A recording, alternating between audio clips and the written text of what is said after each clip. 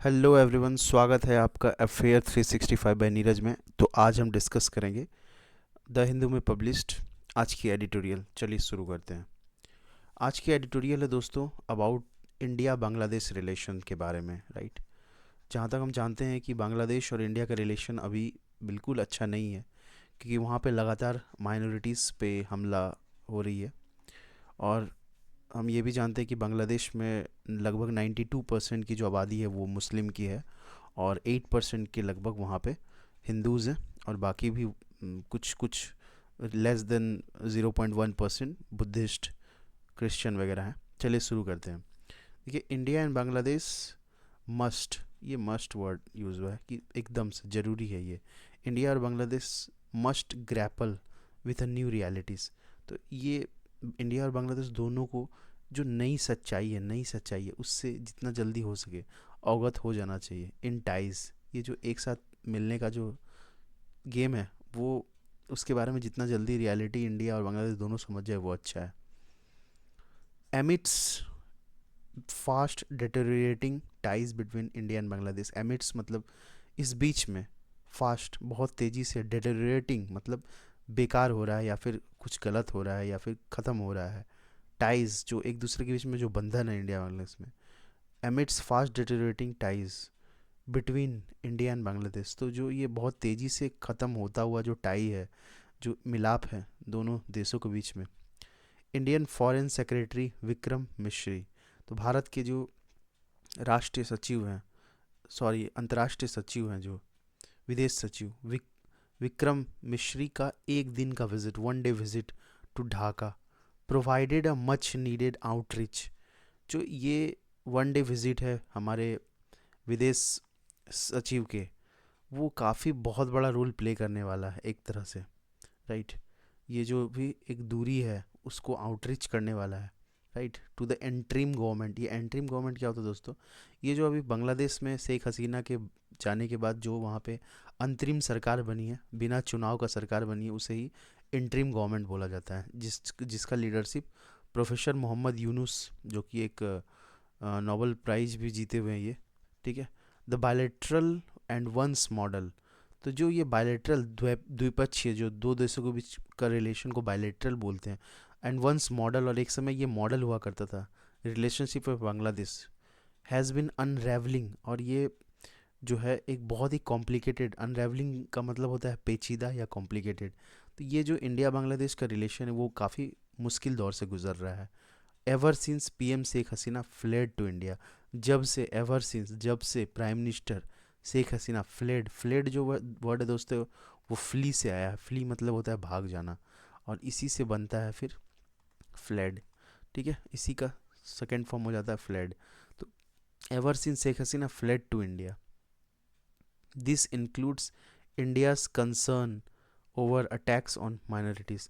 तो ये जो बोल रहा है कि जब से शेख हसीना अपना देश छोड़ के इंडिया आई है तब से भारत और बांग्लादेश की जो बीच जो दूरी है वो काफ़ी ख़राब होती जा रही है, right.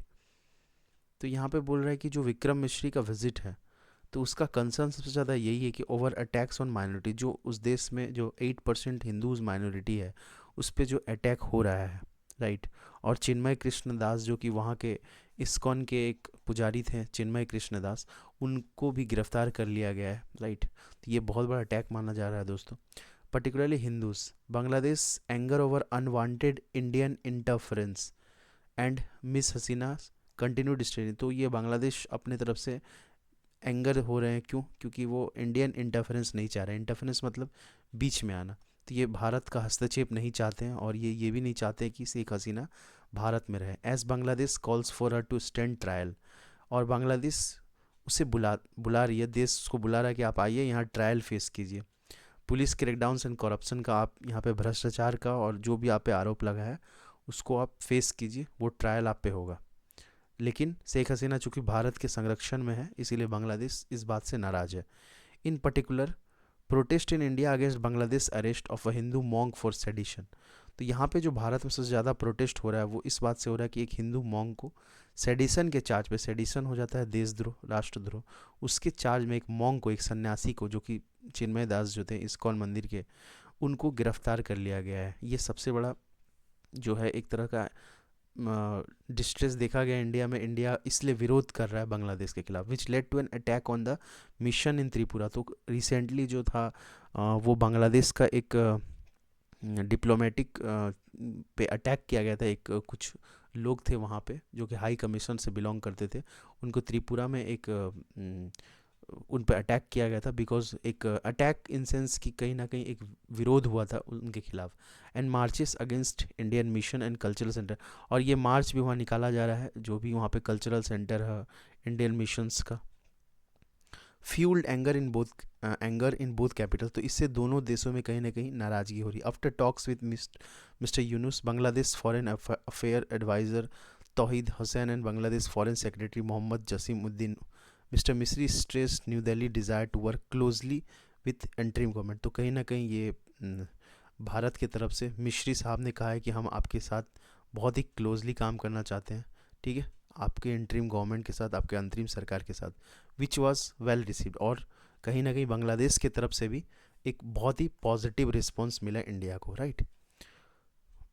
Unlike the Srila rhetoric, और कहीं ना कहीं ये एक तरह का हाई पिच्ड जो रिटोरिक था, वो वाकपटुता था दिल्ली में, वो हिज मेजर्ड कमेंट। और वो कहीं ना कहीं जब बांग्लादेश मिस्री साहब जाते तो वो एक बहुत ही सोची समझी बातचीत करते हैं, ठीक है, बहुत समझदारी से, बहुत ही विजडम के साथ एक्नॉलेज दी कंसर्न, और वो कंसर्न को समझते हैं, वो जो एक तरह का चिंता है कि क्या इश्यूज हो सकती है, बांग्लादेश और इंडिया इससे कैसे प्रभावित होंगे और बाकी लोग इसका फ़ायदा उठाएंगे, उसको सोचते हुए मिश्री साहब ने एक तरह से अच्छे संकेत दिए हैं, right.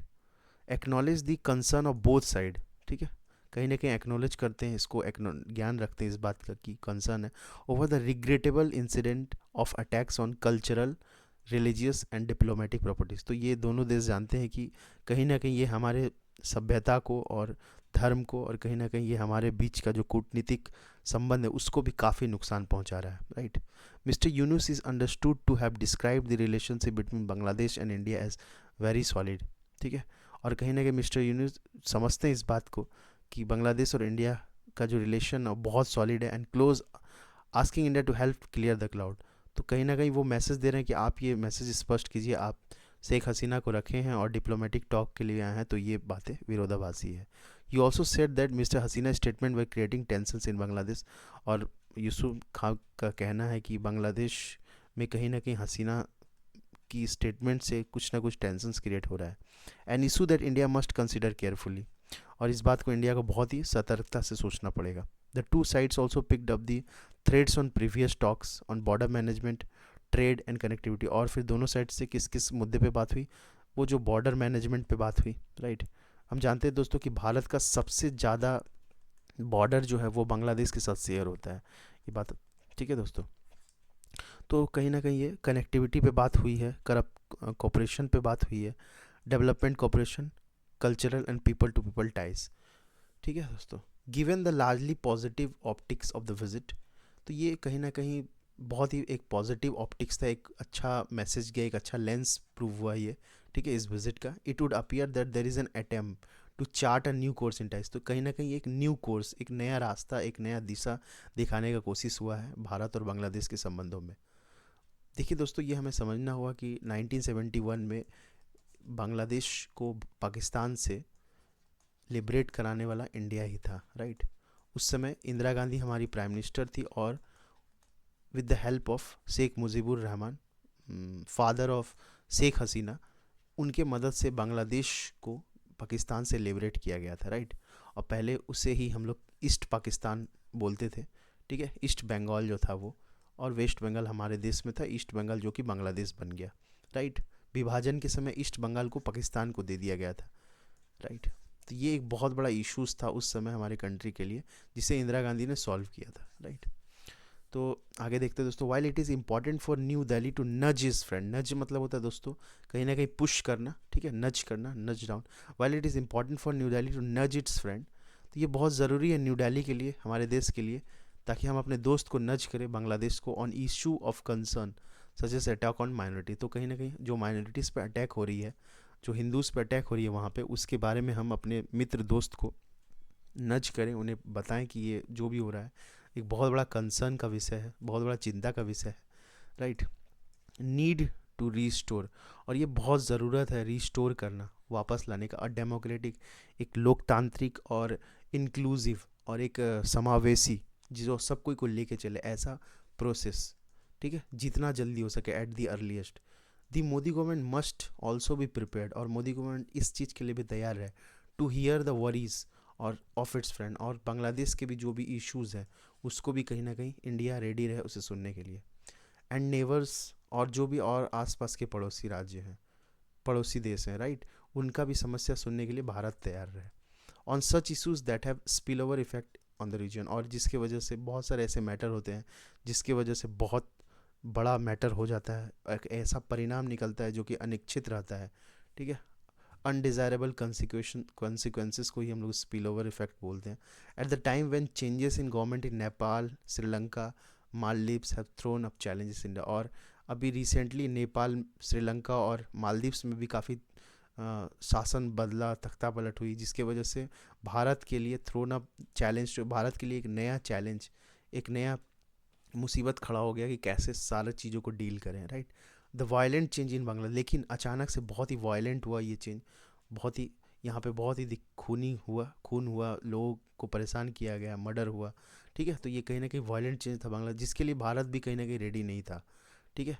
That so the ouster of India friendly leader, तो आउस्टर मतलब होता बाहर निकलना, तो एक इंडिया फ्रेंडली लीडर थी, क्योंकि हमारा एक बहुत बड़ा रोल था बांग्लादेश का निर्माण में, बांग्लादेश को लिबरेट करने में, राइट। तो कहीं ना कहीं बांग्लादेश हमेशा से एक इंडिया फ्रेंडली था, क्योंकि शेख हसीना, लेकिन शेख हसीना के जाने के बाद कहीं ना कहीं यूएस का एक बहुत बड़ा रोल रहा है इसमें दोस्तों, ठीक है।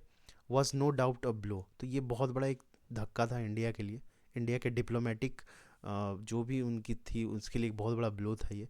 इट इज़ टाइम हाउएवर, ये एक बहुत बड़ा समय है, किस लिए, for India to engage, India को इंगेज होना चाहिए किस में, विथ अ न्यू रियलिटी से बना, तो जो बांग्लादेश में नई नई जो रियलिटीज़ है, नई सच्चाई जो आई है, उसको लेके भारत को बहुत ही जागरूक होने की आवश्यकता है, based on a strong understanding that a close, और इस बात को समझना होगा भारत को कि एक बहुत ही समझदारी वाला क्लोज कंसल्टेटिव पार्टनरशिप होनी चाहिए, मतलब कहीं ना कहीं आप एक दूसरे को परामर्श दे, कंसल्टेटिव परामर्श दे, एक साथ रहें, इज़ द एंड्योरिंग इंटरेस्ट, और एक ऐसा इंटरेस्ट जो कि हमेशा चले, एंड्योर करे, बहुत दिनों तक चले, और बोथ कंट्रीज, दोनों देशों के लिए। थैंक यू दोस्तों, बहुत बहुत धन्यवाद।